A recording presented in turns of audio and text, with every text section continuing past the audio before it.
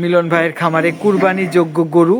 এই যে বড় গরু আপনারা দেখতে পাচ্ছেন, এরকম 8টা গরু ছিল। 8টা গরু বিক্রি হয়ে গেছে, মোট 10টা গরু ছিল। এখন 2টা গরু এখনো বাকি আছে বিক্রি হতে। কত করে বিক্রি হয়েছিল? 10 লাখ করে বিক্রি হয়েছে। 8টা গরুতে 80 লাখ টাকা বিক্রি হয়েছে। এই যে এই আপনারা দেখতে পাচ্ছেন এই গরুটার দাম কত? 1.5 লাখ। আর এটাও দেখতে পাচ্ছেন 1.5 লাখ। তারপর এইটা 2 লাখ, এটা 2 লাখ টাকা। এই গরুটা আপনারা দেখতে পাচ্ছেন, এই গরুটা হলো 3 লাখ টাকা।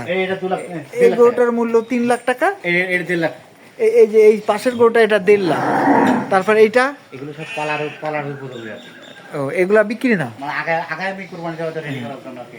হ্যাঁ, এই যে আরো আছে, এই তিনটে আছে। এগুলো 1.5 লাখের মধ্যে আছে। এই যে এই গরু আপনারা দেখতে পাচ্ছেন, এটা 1.5 লাখ। হ্যাঁ, এইটাও 1.5 লাখের মধ্যে। এটাও 1.5 লাখ।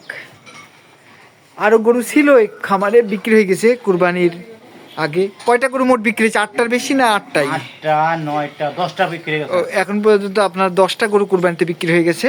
আর বাকি এই যে এই গরুগুলা, 4 5 আরো 10টা আছে। আরো 10টা আছে, 12টা।